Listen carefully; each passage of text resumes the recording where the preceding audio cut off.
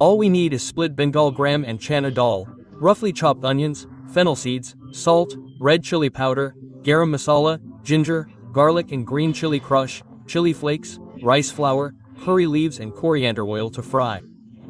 So, let us start. Soak a cup of split Bengal gram for about 6 to 6 hours. And then give a couple of churns in your blender. Then you will get a coarse paste.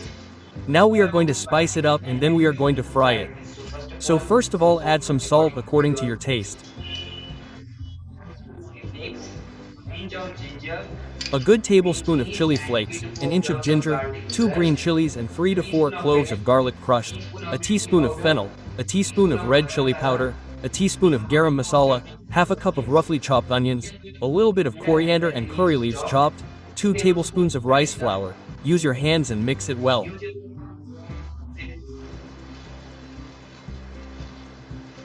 Now this is well mixed.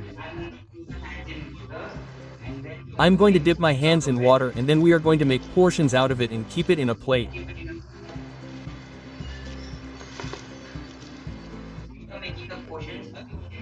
After making the portions again, dip your hands and take a ball and gently press it like this.